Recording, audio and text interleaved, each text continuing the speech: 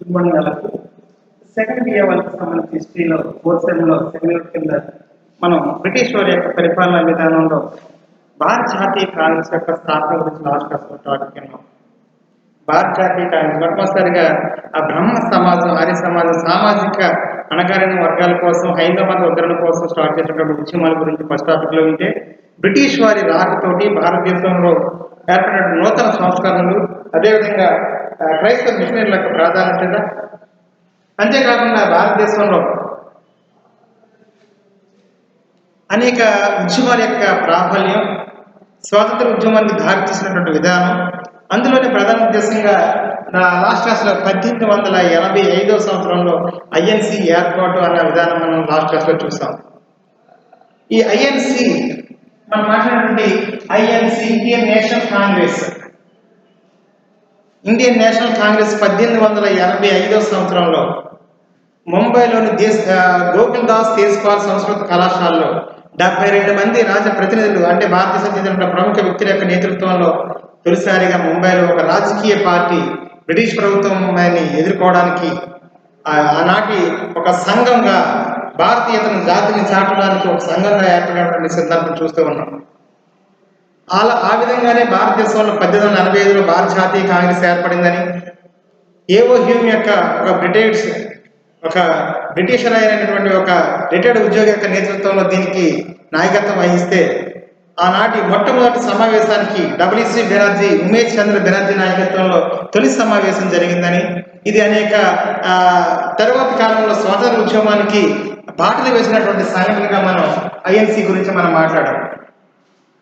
అయితే ఇది అలా కొనసాగుతున్న సందర్భంలోనే ఒక జాతీయ పార్టీగా ఏర్పడి నాటి భారతీయ యొక్క సమస్యలను, పాశ్చాత్య విద్య యొక్క సంస్కృతి ప్రభావానికి, భారతదేశం సంస్కృతి ప్రభావానికి లోనవుతుంది, తద్వారా కొన్ని వందల వేల సంవత్సరాల సంస్కృతి కలిగినటువంటి భారతదేశాన్ని తన మనుగడను కోల్పోతుందని ఊహించినటువంటి కొంతమంది వ్యక్తులకు కనువిప్పు కలిగించాలనే ఉద్దేశంతో భారతదేశంలో ఆంగ్ల విద్య యొక్క ప్రాధాన్యతను చాలా మంది ప్రముఖులు గమనించారు. తద్వారా పాశ్చాత్య విద్యను అభ్యసించారు. ఈ పాశ్చాత్య విద్యను అభ్యసించడం వల్లే భారతదేశంలో కాశ్మీర్ నుండి కన్యాకుమారి వరకు భారతదేశంలో ఉన్నటువంటి ప్రముఖ వ్యక్తులందరూ కూడా ఒక ఆంగ్ల భాషను అధ్యయనం చేసి తమ యొక్క సమస్యలను చెప్పుకోవడానికి ఒక ప్రముఖ భాషగా వాడుకున్నారు, ఉద్యమాలు తీసుకొచ్చారు. తద్వారా చివరికి 1947లో అదే బ్రిటిష్ వారిని భారతదేశం నుంచి వెళ్ళగొట్టి స్వతంత్ర దినాన్ని సంపాదించుకోగలిగారు. అంటే ఆంగ్ల భాష యూనిటీ చేసిన ఒక జాతిని ఏర్పాటు చేయడానికి, ఒక జాతిగా భారతీయులంతా కూడా ఒక జాతిగా రూపొందించడానికి ఈ భాష ఎంతగానో ఉపయోగపడింది. కానీ ఈ యొక్క 1947కి జరుగుతున్నటువంటి ఈ మధ్య క్రమంలో జరిగిన విషయాల్లో మరొక ముఖ్యమైనటువంటి అంశంగా ఇప్పుడు మనం మాట్లాడుకుంటున్నది ఏంటంటే, బ్రిటిష్ వారి యొక్క విధానం. భారతదేశంలో బ్రిటిష్ వారు అనుసరించినటువంటి విధానం, ముఖ్యంగా వాళ్ళు ఏ సిద్ధాంతాన్ని అవలంబించారు భారతదేశంలో అంటే విభజించు పాలించినటువంటి సిద్ధాంతాన్ని అవలంబించారు. విభజించు పాలించు. ఆనాటి భారతదేశంలో ఉన్నటువంటి వ్యక్తులందరూ కూడా, హిందువులు ముస్లింలు కూడా ఐక్యత సాధించి యూనిటీగా ఉండి, భారతీయ జాతి, భారతీయులందరూ ఉంటే హిందువులు ముస్లింల మధ్య సోదరులు అంతా ఒక్కటైనటువంటి నినాదంతో భారతదేశంలో కొనసాగుతూ ఉంటే, బ్రిటిష్ వారు వచ్చిన తర్వాత బ్రిటిష్లో అంటే ఆనాటి బెంగాల్ ప్రాంతంలో ఉద్యమాలకు పుట్టునిలుగున్నటువంటి బెంగాల్ ప్రాంతాన్ని విభజన చేస్తే మనకి రాజ్య పరిపాలన ఈజీ అవుతుందని ఊహించినటువంటి ఎవరు బ్రిటిష్ వారు చాలా తెలివిగా రాజ్య పరిపాలన అంటే రాజ్యాన్ని పరిపాలించడానికి, రాజ్య పరిపాలన క్షేమం అంటే ప్రజా సంక్షేమమే పరిపాలనకి ధ్యేయంగా, పరిపాలించడానికి చాలా ఈజీగా ఉంటుంది అనేటువంటి ఉద్దేశంతో మేము రాజ్య విభజన చేస్తున్నాము అనేటువంటి ఉద్దేశంతో వీళ్ళు ఈ కార్యక్రమాన్ని చేపట్టారు. కానీ భారతదేశంలో అతిపెద్ద రాష్ట్రమైనటువంటి బెంగాల్ని విభజన చేయడానికి ప్రధాన కారణం ఏంటంటే, వాళ్ళకి కనువిప్పు కలిగించినటువంటి సంఘటన ఏంటంటే 1857 సిపాయిల తిరుగుబాటు బ్రిటిష్ వారికి కనువిప్పు కలిగించింది. ఎందుకంటే 1857 సిపాయిల తిరుగుబాటు టైంలో భారతదేశంలో ఎక్కడో అంతకుముందు చిన్ని సంఘటనలు, భరత్పూర్లో కానీ అంతకు ముందు ఉన్నటువంటి చిన్న సంఘటనలు జరిగిన సందర్భంలో వాళ్ళు ఏకీకృతం కాలేకపోయారు. చివరికి 1857 సిపాయిల తిరుగుబాటు మేరకు ఉత్తరప్రదేశ్లో జరిగినటువంటి మంగళ పాండే యొక్క ఒక సంఘటన చివరి భారతదేశంలో కూడా అందరూ కూడా యూనిటీ, మేమందరం కూడా భారతీయులమైనటువంటి విధానాన్ని రూపకల్పన చేయడానికి ప్రధాన ఉద్దేశం ఏంటంటే ఒక జాతిని భారతీయులు నిర్మించుకోగలిగారు. కాబట్టి వీళ్ళందరూ కూడా ముస్లింలు కానీ హిందువులు కానీ భారతదేశంలో అన్నదమ్ముల్లా కలిసి ఉన్నంత కాలం మన యొక్క మనుగడ ముందుకు సాగదని గమనించినటువంటి బ్రిటిషర్స్ చాలా తెలివిగా వాళ్ళు ఏం చేశారంటే ఆనాటి భారతదేశంలో అతి పెద్ద రాష్ట్రంగా ఉన్నటువంటి బెంగాల్ రాష్ట్రాన్ని తూర్పు బెంగాల్ పశ్చిమ బెంగాల్గా విభజన, అంటే బెంగాల్ నుంచి ఒక సగం భాగాన్ని తూర్పు బెంగాల్గా విభజన చేయడానికి ఆనాటి బ్రిటిష్ అధికారిగా, ఆనాటి బ్రిటిష్కి గవర్నర్ జనరల్గా పనిచేసినటువంటి లార్డ్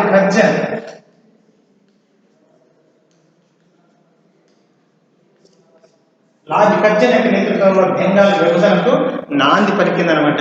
బెంగాల్ విభజన చేయాలన్నటువంటి ఉద్దేశం వాళ్ళకి కలిగినటువంటి సందర్భం మనం బెంగాల్ విభజనకి.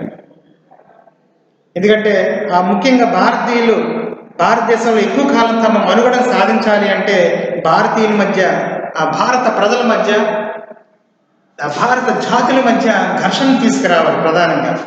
అందుకనే ఆ బ్రిటిష్ వారి యొక్క మనసులో ఏమనే ఒక ఉద్బాధ వచ్చిందంటే తన జాతుల మధ్య విభజన అవసరం కాబట్టి అందువల్ల ఈ యొక్క విభజించు పాలించనే సిద్ధాంతాన్ని మొట్టమొదటిసారిగా తీసుకొచ్చారు.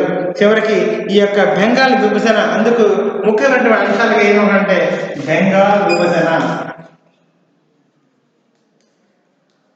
అదేవిధంగా దీనికి అనుగుణంగా ఏర్పడినటువంటి అంశం ముస్లిం లీగ్. ఈ యొక్క భారతదేశంలో ముస్లింలు హిందువులు అన్నదమ్ములా ఉన్నంతకాలం భారతదేశాన్ని మన పరిపాలించడం చాలా కష్టమని భావించినటువంటి బ్రిటిషర్స్ ముఖ్యంగా బెంగాల్నే అది ఎందుకు విభజన చేయాలి అనడానికి రెండు ప్రధాన అంశాలు ఉన్నాయి. ఆనాటి భారతదేశంలో అతి పెద్ద రాష్ట్రం బెంగాల్, అదేవిధంగా భారతదేశంలో ఆ ఉద్యమానికి పుట్టినిల్లు బెంగాల్. జనగణమన గేయ రచయిత అయినటువంటి ఆ యొక్క గీతాన్ని రచన చేసినటువంటి రవీంద్రనాథ్ ఠాగూర్ ప్రముఖమైనటువంటి వ్యక్తి అయినటువంటి ఇతను బెంగాల్ ప్రాంతానికి చెందినవాడు. అదేవిధంగా వందే మాతరం గేయం ఆ యొక్క గేయ రచన చేసినటువంటి బకిం చంద్ర చట్టోపాధ్యాయుడిది ఈ యొక్క బెంగాల్ రాష్ట్రం. అంతేకాకుండా బిపిన్ చంద్రపాల్ బెంగాల్ రాష్ట్రం. ప్రముఖ కవులు విప్లవకారులకి పుట్టినిల్లుగా ఉన్నటువంటి రాష్ట్రం బెంగాల్ ప్రాంతం. కాబట్టి ఇలాంటి ప్రజలను రెచ్చగొట్టి విప్లవ భావాల వైపు విప్లవ మార్గాన్ని నడిపిస్తున్నటువంటి రాష్ట్రంగా బెంగాల్ ఉంది. కాబట్టి ఆనాటి బెంగాల్ ఉన్నటువంటి తూర్పు ప్రాంతంలో అత్యధిక మంది ఇస్లాం మతానికి చెందిన వారు, పశ్చిమ ప్రాంతంలో అత్యధిక మంది ఈ యొక్క హిందూ మతానికి చెందిన వారుగా భావించినటువంటి ఈ యొక్క బ్రిటిషర్స్ ఏం చేశారంటే చాలా తెలివిగా ఈ యొక్క ఉద్యమాన్ని అణిచివేయడానికి ప్రధాన కారణంగా ప్రజా సంక్షేమమే తన పరిపాలన ధ్యేయమైన ఉద్దేశంతో ఇది పరిపాలించడానికి, సురక్షితమైన పరిపాలన అందించడానికి ఈ చిన్న ప్రాంతాలకి విభజన అవసరమని గమనించాము అని యొక్క లార్డ్ కర్జన్ నాయకత్వంలో 1905 సంవత్సరంలో బెంగాల్ విభజన చేయడానికి కోరుకున్నాడు ఆనాటి వైస్రాయ్ యొక్క లార్డ్ కర్జన్. కానీ చాలా తెలివిగా ఇది ఏంటంటే భారతీయుని విడదీయడానికి, అన్నదమ్ములుగా ఉన్నటువంటి హిందువులు ముస్లింల మధ్య ఐక్యతను విభజన చేయడానికి అన్న ఉద్దేశంతో అన్న విషయాన్ని భారతీయులు గ్రహించగలిగారు. చివరికి ఏంటంటే బెంగాల్ విభజనతో బ్రిటిష్ వారి నైజం ఏంటనేది బయటకు వచ్చి అప్పటివరకు మేము ప్రజా సంక్షేమం కోసం పనిచేస్తున్నాం, ప్రజల ధ్యేయంగా పనిచేస్తున్నాము, ప్రజల కోసమే నిరంతరం శ్రమిస్తున్నామన్న చెప్పినటువంటి విషయంతో తర్వాత వీళ్ళని బ్రిటిష్ వారి నైజం ఏంటో బయటకు వచ్చిందనమాట. వీళ్ళు ఏంటంటే చాలా తెలివిగా ఆ యొక్క విభజించు పాలించినటువంటి సిద్ధాంతానికి ఉపయోగించుకుని భారతీయ ఐక్యతకు భంగం కలిగించే అంశాలను వీళ్ళు తీసుకున్నారనమాట. ఎప్పుడైతే వాళ్ళ యొక్క కుటిల విధానాలు, కుటిల రాజకీయ పద్ధతి భారతీయులు ఎప్పుడైతే గమనించారో చివరికి ఎలాగైనా సరే బ్రిటిష్ వారి నుండి భారతీయుల స్వాతంత్రం సంపాదించుకోవాలనే ఉద్దేశంలో భారతీయుల ఒక ఐక్యత అనేది ఏర్పడడానికి ప్రధాన కారణమైంది విభజించు పాలించినటువంటి విధానమే చివరికి భారతీయులు ఐక్యత సాధించడానికి ప్రధాన కారణంగా అయిందని చెప్పవచ్చు. ముఖ్యంగా ఇతని యొక్క పరిపాలనా కాలం ముఖ్యంగా దేని దారితీసింది అంటే తర్వాత కాలంలో 1909 సంవత్సరంలో జరిగినటువంటి మింటో మార్లే సంస్కరణలు. 1909 స్టార్ట్ అయినటువంటి మింటో మార్లే సంస్కరణలు భారతదేశంలో విభజనకు నాంది పలికాయి. ఎందుకంటే ఈ యొక్క 1905లో బెంగాల్ విభజన కారణంగా బెంగాల్ రాష్ట్రం భారతదేశంలో అతి పెద్ద రాష్ట్రం ఉన్నటువంటి బెంగాల్ రాష్ట్రం 2 భాగాలుగా విభజన జరిగిందని చెప్పాము. ఒకటి ఈస్ట్ బెంగాల్, ఒకటి వెస్ట్ బెంగాల్. ఈస్ట్ బెంగాల్ నేడు బంగ్లాదేశ్గా పిలువబడుతున్నటువంటి ఈస్ట్ బెంగాల్ ఒకప్పుడు భారతదేశంలో బెంగాల్ రాష్ట్రంలో అంతర్భాగంగా ఉండేది. వెస్ట్ బెంగాల్ ఇప్పుడు ఉన్నటువంటి మన భారతదేశంలో భాగంగా ఉన్నటువంటి వెస్ట్ బెంగాల్, ఈస్ట్ బెంగాల్ రెండు కలిపి భారతదేశంలో అతిపెద్ద రాష్ట్రంగా బెంగాల్ రాష్ట్రంగా ఉండేది. బ్రిటిష్ వారు వచ్చిన తర్వాత బెంగాల్ ప్రాంతాన్ని ఈస్ట్ బెంగాల్, వెస్ట్ బెంగాల్గా విభజన చేశారు. తద్వారా భారతదేశంలో ఉన్నటువంటి ముస్లింలు హిందువుల మధ్య వాళ్ళు ఘర్షణ లేవడానికి ప్రధాన కారణమైంది.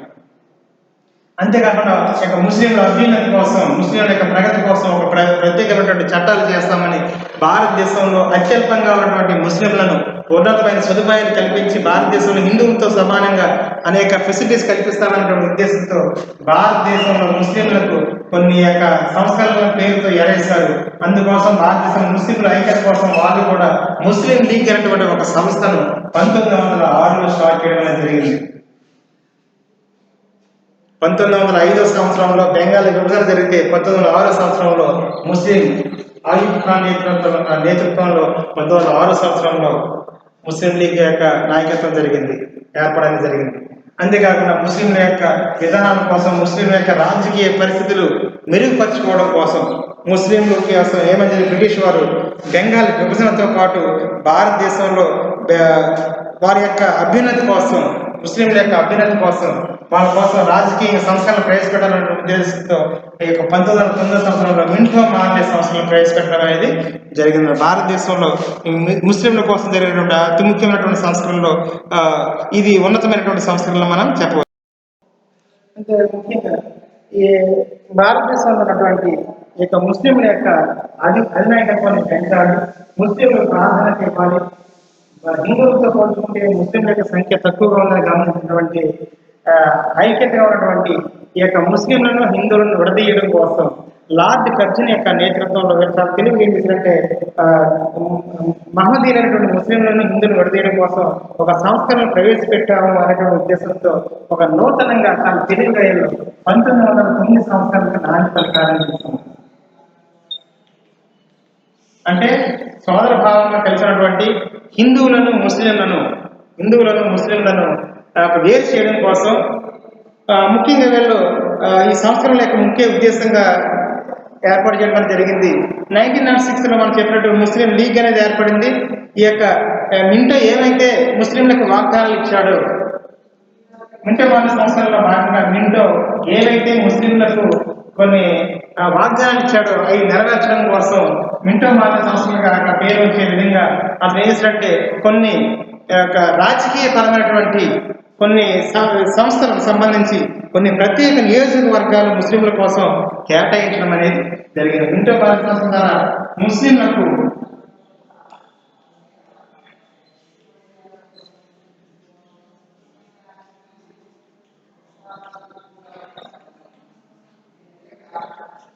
భారతదేశంలో ముస్లింలకి ఒక ప్రత్యేకమైనటువంటి నియోజకవర్గాల ఏర్పాటు ఏ చట్టం ద్వారా జరిగిందంటే 1909 మింటో మార్లే సంస్కరణలు 1909 చట్టం ద్వారా భారతదేశంలో మొట్టమొదటిసారిగా కాంగ్రెస్ నుంచి ముస్లింలను వేరు చేయడానికి ముస్లింలకు ప్రత్యేకమైనటువంటి నియోజకవర్గాలు ఏర్పాటు చేసి వారి ద్వారా వాళ్ళ యొక్క గోడుని శాసనసభలో వినిపించడం కోసం చాలా తెలివిగా మింటో మార్లే సంబంధించిన సంస్కరణ పేరుతో 1909లో ఒక ముస్లింల కోసం ప్రత్యేకమైనటువంటి సంస్కరణ చేపట్టారు.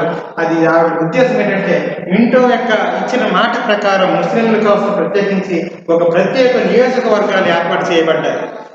ముస్లింలు కూడా హిందువులతో పాటు సమానంగా తమ యొక్క గోడుని వినిపించుకొని యొక్క శాసన సభలలో తమ యొక్క కావలసినటువంటి సమస్యల పరిష్కారానికి తమ వంతు బాధ్యతగా తమ కోసం ప్రత్యేకమైన నియోజకవర్గాల ఏర్పాటుకి ప్రాధాన్యత వహించినటువంటి చట్టంగా 1909 మింటో మార్లే సంస్థల యొక్క ప్రాధాన్యత వివరణ అనేది మనకు తెలుస్తుంది అనమాట. అయితే నెక్స్ట్ కమ్యూనల్ అవార్డు యొక్క ప్రాధాన్యత ఒకసారి చూద్దాం. కమ్యూనల్ అవార్డు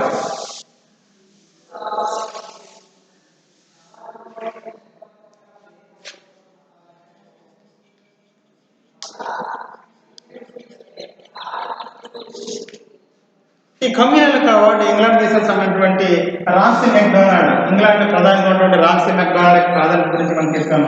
ఇది 1932లో దీని ప్రాధాన్యత ఏర్పడింది. అయితే ఏంటి కమ్యూనల్ అవార్డు ప్రాధాన్యత అంటే 1930లో 1930 సంవత్సరంలో ఉప్పు సత్యాగ్రహం స్టార్ట్ అయినటువంటి సందర్భంలో మంచి శాసనోల్లంఘన ఉద్యమం చాలా తీవ్రతరంగా జరుగుతున్నటువంటి సందర్భం అది. శాసన ఉల్లంఘన ఉద్యమం మంచి తీవ్రతరంగా జరుగుతున్నటువంటి ఆ సందర్భంలో, ఆ ఉప్పు సత్యాగ్రహం జరిగినటువంటి సందర్భంలో ఆ ఉప్పు సత్యాగ్రహాన్ని నిర్వహిస్తున్నటువంటి గాంధీ విధానాన్ని అణిచిపెట్టడానికి బ్రిటిష్ వారు చాలా తెలివిగా గాంధీని అణిచిపెట్టడానికి ఎర్రవాడ జైల్లో అతను బంధించాడు. ఉప్పు సత్యాగ్రహాన్ని అంటే ఉప్పు పైన అతను విధించడం అంటే బ్రిటిష్ వారి విధానానికి అతను ఒక తన అధికారాన్ని ధిక్కరించేటటువంటి ఉద్దేశంతో బ్రిటిష్ వారు అతని చర్యల్లో భాగంగా గాంధీజీని ఎర్రగొండ జైల్లో బంధించడం అనేది జరిగింది. ఎప్పుడైతే ఈ శాసన ఉల్లంఘన ఇలా జరిగిందో ప్రధాని చాలా తెలివిగా ఆగస్టు 16వ తారీఖున 1932 సంవత్సరం ఆగస్టు 16వ తారీఖున ఇతడు ఒక కమ్యూనల్ అవార్డు అనే ఒక దాన్ని ప్రకటన చేశాడనమాట. ఎప్పుడైతే 1932 ఆగస్టు 16వ తారీఖున కమ్యూనల్ అవార్డు పేరుతో శాసనసభలో వాళ్ళకి ఒక ప్రకటన చేశాడనమాట. ఏమంటే దీని యొక్క ప్రాధాన్యత ఏంటంటే అన్ని వర్గాల వారికి, అన్ని కులాల వారికి, అన్ని మతాల వారికి శాసనసభలో ప్రత్యేక స్థానం కేటాయించడం దీని యొక్క ఉద్దేశం అని ఈ యొక్క కమ్యూనల్ అవార్డుని ప్రకటించాడు. అంటే అత్యల్ప వర్గాలు ఉన్నటువంటి ప్రజలు, బడుగు బలహీన వర్గాలు, అల్పజీవన సంబంధించిన వర్గాలు, ముఖ్యంగా ఇది ఎస్సీ, ఎస్టీ, బీసీ, మైనారిటీకి సంబంధించిన క్రైస్తవ ముస్లింలకు సంబంధించినటువంటి అల్ప వర్గాలకి, బీసీ యొక్క ముస్లింల వర్గాలకి ఇవి బాగా లాభపడ్డాయన్న విషయం తెలుస్తున్నాం. ముఖ్యంగా క్రైస్తవులు, ఆంగ్లో ఇండియన్స్కి, అస్పృశ్యులుగా ఉన్నటువంటి వ్యక్తులకి, హిందువుల పట్ల వేరు చేసినటువంటి దూరంగా ఉన్నటువంటి వ్యక్తులకి బాగా లాభపడ్డారన్నమాట. అయితే ఈ అవార్డు భారతదేశాన్ని ముక్కలుగా చేయడానికే అనేటువంటి ఉద్దేశం ఒక విధానం అని బ్రిటిష్ వారి విధానంగా ఉందనే విషయం తెలుస్తుంది. చాలా మంది మేధావులు ఆలోచించారంటే ఈ మైనారిటీలకు కానీ, ఆంగ్లో ఇండియన్స్కి కానీ, ప్రముఖమైన వ్యక్తులుగా అస్పృశ్యులకు కానీ, ఈ కింద వర్గాల వారికి ఇలాగ ఈ యొక్క కమ్యూనల్ అవార్డుని ప్రకటించడం ద్వారా, శాసనసభలో ప్రత్యేకమైనటువంటి నియోజకవర్గాలు ఏర్పాటు చేయడం ద్వారా భారతదేశాన్ని ముక్కలుగా చేయడమే బ్రిటిష్ వారి యొక్క ఉద్దేశంగా దీన్ని కొనసాగిస్తున్నారు అన్న విధానాన్ని నాటి మేధావి వర్గం దీన్ని గమనించడం అనేది జరిగింది. అయితే ఎవరు ఏమైనా చేసినప్పటికీ చివరికి అనేక విధానాలు, అనేక సిద్ధాంతాల ప్రతిఫలంగా పాకిస్తాన్ అనే ఒక ప్రాంతానికి ఒక మెట్టుగా, ఇది ఒక అంశంగా దీన్ని ప్రధాన అంశంగా దీన్ని గమనించడం అనేది జరుగుతోంది. అయితే చాలామంది ఈ గాంధీజీ నాయకత్వంలో దీన్ని ఒప్పుకోవడానికి ముందుకు రాలేదు. ఎందుకంటే ఇది ఈ భారతదేశాన్ని విభజన చేయడానికి, ఇబ్బంది గురి చేయడానికి ప్రధాన ఉద్దేశంగా కొంతమంది స్వాతంత్ర సమరయోధులు దీని గురించి మాట్లాడారు. కానీ అంబేద్కర్, ఆనాటి అస్పృశ్యతకు ప్రజల నిదర్శనంగా ఉన్నటువంటి ఆనాటి అంబేద్కర్ కానీ, మాలియా కానీ, ఇతర ప్రముఖులు దీనికి ఒప్పుకున్నారు. ఎందుకంటే అణగారిన వర్గాల యొక్క ప్రగతి కోసం ఇవి ఎంతగానో కృషి చేస్తాయి కాబట్టి ఈ అవార్డు ద్వారా బడుగు బలహీన వర్గాలు కానీ, అస్పృశ్యతకు గురవుతున్నటువంటి వ్యక్తులకి ఒక రాజకీయమైనటువంటి కుల ప్రాతిపదికన వీళ్ళకి శాసనసభలో తమ యొక్క సమస్యలను తమ గోడు వినిపించుకునే అవకాశం కలుగుతుందని వాళ్ళు భావించినప్పటికీ కూడా చివరికి కొంతమంది వ్యక్తుల యొక్క సహకారంతో మళ్ళీ దీన్ని అణిచివేతకు గురి కాబడినటువంటి సందర్భం మనం చూస్తూ ఉన్నాం.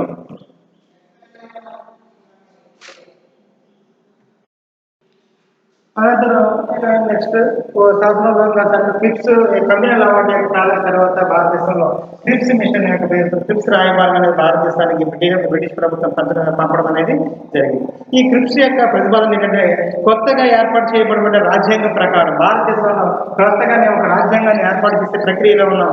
ఆ రాజ్యాంగం ప్రకారం దాన్ని ఆమోదించడానికి ఇష్టపడినటువంటి రాష్ట్రాలు వేరే ఒక యూనియన్గా ఉండవచ్చు. ఒకవేళ మేము ఒక రాజ్యాంగాన్ని రూపకల్పన చేస్తున్నాము, ఆ రూపకల్పన చేయడం ద్వారా ఉద్దేశంతో భారతదేశంలో మేము వేరే ప్రతిపత్తికైనటువంటి రాజ్యాలుగానే ఉంటాము, లేకపోతే దాన్ని ఆమోదించడానికి ఇష్టపడినటువంటి రాజ్యాలు ఏమైనా ఉంటే ఒక యూనియన్గా ఏర్పాటు కావచ్చని, ఆ యొక్క సొంత రాజ్యాలుగా ఉండవచ్చని ఒక ప్రతిపాదన తీసుకురావడంతో ఇది నాటి భారత స్వాతంత్ర యోధులు దీన్ని ఒక అతి ప్రమాదకరమైనటువంటి సంఘటనగా దీన్ని ఏర్పడడం అనేది జరిగింది.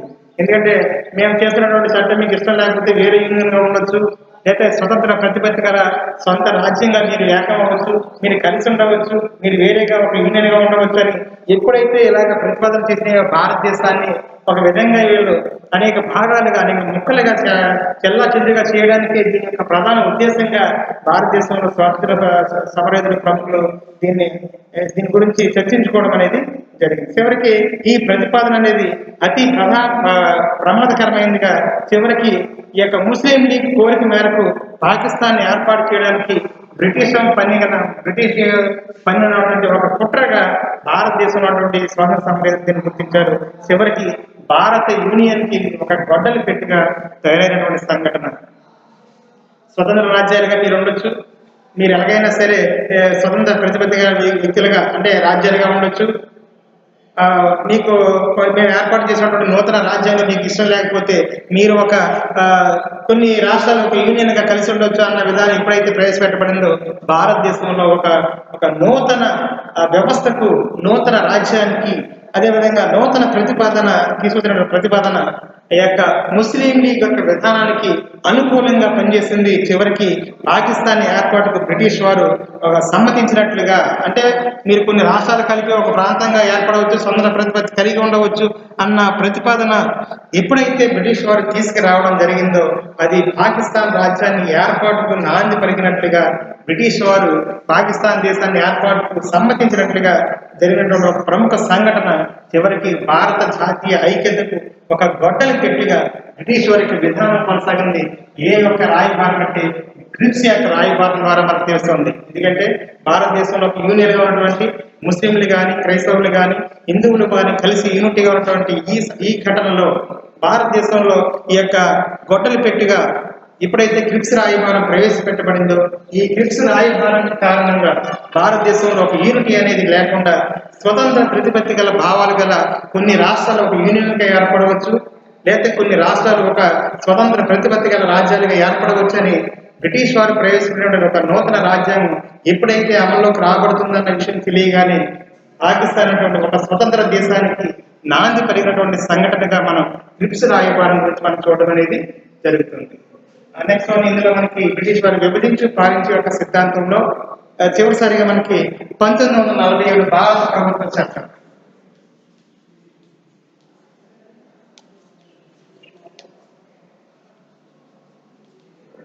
నెక్స్ట్ వన్ మనం చూస్తే ఎప్పుడైతే ఒక స్వతంత్ర ప్రతిపత్తి దేశం గల పాకిస్తాన్ ఏర్పడే అవకాశం ఉంది అని గమనించడం జరిగిందో 1940 చివరికి స్వతంత్ర పాకిస్తాన్ ఏర్పాటు చేయడానికి బ్రిటిష్ సమ్మతించినటువంటి విషయంగా మనకు అవగాహన అవుతుంది. కాబట్టి చివరికి భారత ఐక్యతకు ఒక గొడ్డలు పెట్టిగా తయారైనటువంటి సంఘటన 1932 జరిగిన పూనా ఒప్పందం మొదలుకొని ఇంచుమించు 42 క్విట్ ఇండియా మూవ్మెంట్ వరకు జరిగినటువంటి సంఘటనలన్నీ కూడా ఆ యొక్క విషయాన్ని తెలియజేస్తూ ఉన్నాయి. చివరికి 1947లో భారత ప్రభుత్వ చట్టం యొక్క విధానం చూస్తే బ్రిటిష్ వారి యొక్క విభజించి పాలించినటువంటి సిద్ధాంతం ప్రకారం భారతదేశాన్ని ఇంచుమించు రెండుగా ఏర్పాటు చేయడానికి ప్రధాన కుట్రపడినటువంటి విషయం వాళ్ళు సఫలీకృతమయ్యారు. భారతదేశం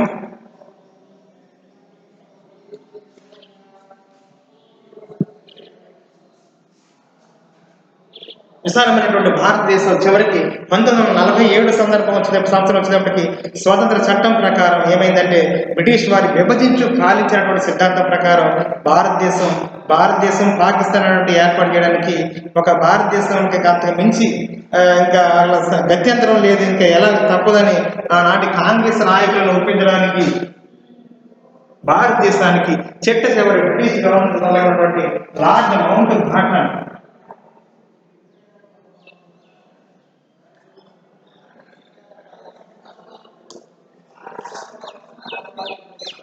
భారతదేశానికి చివరి బ్రిటిష్ గవర్నర్ లార్డ్ మౌంట్ బాటన్ యొక్క నేతృత్వంలో ఇక భారతదేశాన్ని విభజన చేయడానికి తమ కర్తవ్యంగా భావించి వాళ్ళ కాంగ్రెస్ పార్టీని వాళ్ళతో చర్చలు జరిపి చివరికి కాంగ్రెస్ ను ఒప్పించి ఈ యొక్క సువిశాల సిరి సంపదలతో అన్నదమ్ముల వల్లే కలిసిమెలిసి ఉన్నటువంటి హిందువులు ముస్లింల మధ్య విభజనాన్ని తీసుకొచ్చి 2 స్వతంత్ర దేశాలుగా ఏర్పడడానికి బ్రిటిష్ వారి యొక్క విభజించు పాలించినటువంటి సిద్ధాంతమే వీరికి చివరికి భారతదేశాన్ని విభజనకు కారణమైంది. ఆ విధంగా 1947 భారత ప్రభుత్వ చట్టం ప్రకారం విశాలమైనటువంటి భారతదేశం 2 దేశాలుగా విభజన జరిగింది. అది భారతదేశం నుంచి పాకిస్తాన్ అనేటువంటి ఒక స్వతంత్ర దేశమైనటువంటి అనేది ఆవిర్భవించింది. ఈ 1947 భారత ప్రభుత్వ చట్టం ప్రకారం సువిశాల భారతదేశం చివరికి విభజించు పాలించు అనేటువంటి సిద్ధాంతం ద్వారా ఈ యొక్క కుటిల రాజనీతి విధానంతో బ్రిటిష్ వారి యొక్క కుటిల రాజనీతి విధానాన్ని కొనసాగిస్తూ భారతదేశాన్ని విభజించి ఇక వేరే గత్యంతరం లేక బ్రిటిష్ వారు వెళ్ళిపోయినటువంటి సందర్భం మనం చూస్తూ ఉన్నాం. మనకు విభజించి పాలించిన సిద్ధాంతానికి ప్రధాన కారణమైనటువంటి ప్రాంతంగా మొట్టమొదటి ఏ ప్రాంతాన్ని ఎంచుకున్నామంటే బెంగాల్ ప్రాంతం. ఇది చాలా ఇంపార్టెంట్ టాపిక్. మనకి 1905 మీకు ఇందులో ఎస్ఐ కింద ఇస్తే బెంగాల్ విభజన గురించి రాయండి. 1905లో 5 మార్క్స్ మీకు బెంగాల్ విభజన. ఆనాటి భారతదేశంలో అతి ప్రముఖమైనటువంటి ముఖ్యమైనటువంటి రాష్ట్రాలలో ఆనాటి ముఖ్యమైనటువంటి రాష్ట్రాల్లో భారతదేశంలో అతి పెద్ద రాష్ట్రంగా ఉన్నది ఏదంటే బెంగాల్. కాబట్టి బెంగాల్ విభజన చేయాలి, పెద్దగా ఉన్నది మాత్రం విభజన చేయాలనే ఉద్దేశం కాదు. కానీ ఆనాటి బెంగాల్లో తూర్పు బెంగాల్ వైపు మహమ్మదీయులు, అదేవిధంగా పశ్చిమ బెంగాల్ వైపు హిందువులు అత్యధికంగా ఉన్నటువంటి సంఖ్యలో అతి ప్రాచీనమైనటువంటి కొన్ని భారతీయ సంస్కృతి సాంప్రదాయాలు భారతదేశంలో కొనసాగుతున్నటువంటి భారతీయుల మధ్య హిందువులు ముస్లింలు సోదర భావంతో కలిగి ఉన్నటువంటి వీళ్ళ మధ్య ఐక్యత కలిగి ఉండడం వల్ల భారతదేశంలో వాళ్ళు తీసుకొచ్చినటువంటి ఉద్యమాలను అణిచివేయడానికి వాళ్ళు చాకుగా చూపించి, ఎందుకంటే 1857 సిపాయిల తిరుగుబాటు సమయంలో వాళ్ళకి ఒక భారతీయుల యొక్క తిరుగుబాటును బ్రిటిష్ వారు అణిచివేసినప్పటికీ భవిష్యత్తులో భారతీయుల యొక్క దాడిని తట్టుకోలేము, అందుకు భారతదేశాన్ని విభజించే విధానాన్ని అనుసరించి ఎలా అయినా సరే సోదర భావంతో కలిసినటువంటి ఈ యొక్క ముస్లింలను హిందువులను విడగొట్టడం ద్వారా, వాళ్ళలో ఘర్షణలు తీసుకోవడం ద్వారా, విభజించడం ద్వారా మన బ్రిటిష్ వారు పబ్బం గడుపుకునే ఆ విధానాన్ని కొనసాగించడానికి ప్రయత్నం చేశారు.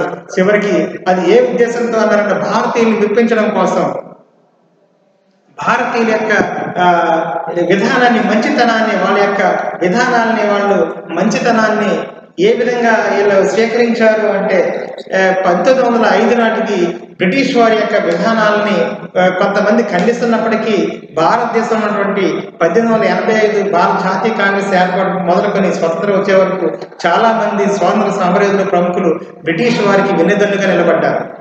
అయినప్పటికీ బ్రిటిష్ వారి యొక్క విధానాలు ఏంటంటే ఎలా అయినా సరే భారతదేశాన్ని ఒక సామ్రాజ్యవాద దేశంగా, ఒక వలస దేశంగా భావించారే తప్ప భారతదేశ అభివృద్ధికి బాటలు వేసినటువంటి సందర్భం లేదు. ఎందుకంటే బ్రిటిష్ వారి రాకతో భారతదేశంలో ఎస్పెషల్లీ ఈ యొక్క పరిశ్రమలు, చేనేత పరిశ్రమ కుంటుపడిపోయింది, వ్యవసాయ రంగం అట్టడిగిపోయింది, వారికి సరైన నీటి సదుపాయాలు లేవు.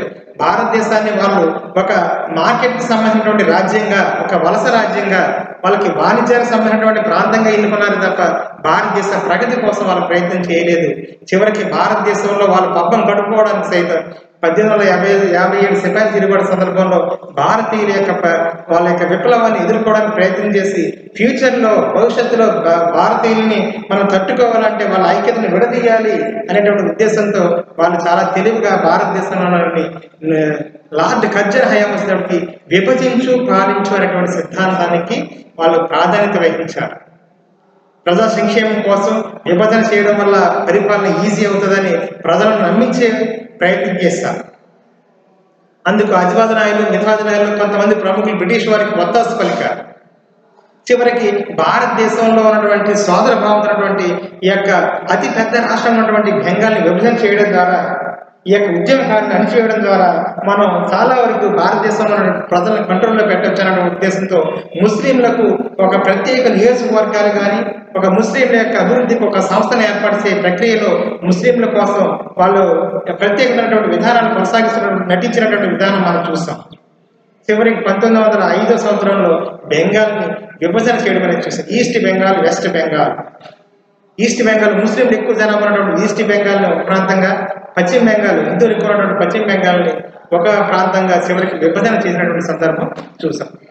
చివరికి ఎప్పుడైతే ఇలా విభజన చేశారో నెక్స్ట్ సంవత్సరం 1906 సంవత్సరంలో ఆగా ఖాన్ నాయకత్వంలో మహమ్మద్ అలీ జిన్నా ఒక ప్రధాన పాత్ర పోషించినటువంటి సందర్భంలో ఈ యొక్క ముస్లిం లీగ్ యొక్క ఏర్పాటు, ముస్లింల కోసం ప్రత్యేకమైనటువంటి ఒక సంస్థ, ముస్లింల ప్రగతి కోసం, ముస్లింల యొక్క అభ్యున్నతి కోసం పదే ముస్లింల గురించి చర్చించడం అనేది బ్రిటిష్ వారు హిందువులను రెచ్చగొట్టే విధంగా కొన్ని మార్పులు చేయడానికి ప్రయత్నాలు చేపట్టారు.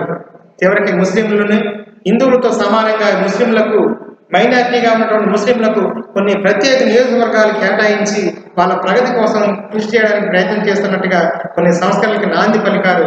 ఆ సంస్కరణలో నాందిగానే 1909లో ఒక చట్టం ద్వారా మింటో మార్లీ చట్టాన్ని ప్రవేశపెట్టారు.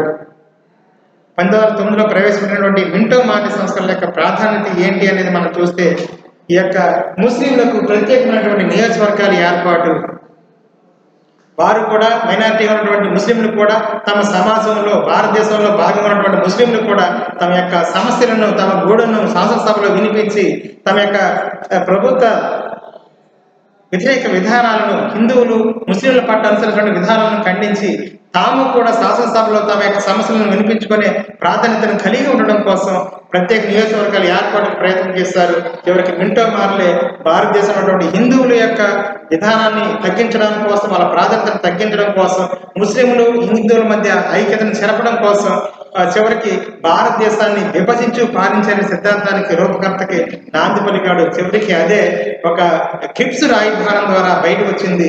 ఆ క్రిప్స్ రాయబారం ఒక నూతన రాజ్యాంగాన్ని ప్రవేశపెడుతున్నాము, ఒక నూతన రాజ్యాంగం భారతదేశంలో ప్రవేశపెడుతున్నటువంటి ఒక నూతన బ్రిటిష్ రాజ్యాంగం యొక్క విధానం ద్వారా ఎవరైనా సరే స్వతంత్రంగా ఉండవచ్చు, కొన్ని రాష్ట్రాలు కలిపి ఒక యూనియన్ గా ఉండవచ్చు, లేకపోతే మీ యొక్క స్వతంత్ర ప్రతిపత్తి ప్రకటించడానికి మాకు ఎటువంటి ఇబ్బంది లేదు అని కొన్ని నామమాత్రమైనటువంటి మాటలు మాట్లాడుతూ ఒక నూతన దేశాన్ని ఏర్పాటు చేయడానికి ముస్లింల వైపున వాళ్ళు సమ్మతించడానికి ఎప్పుడైతే నాంది పలికిందో చివరికి ఇది పాకిస్తాన్ దేశం ఏర్పాటుకి నాంది పలికింది. భారతదేశంలో ఐక్యతకు ఒక గొడ్డలి పెట్టిగా పరిగణించింది. చివరికి 1947 నాటి భారత ప్రభుత్వ చట్టం ప్రకారం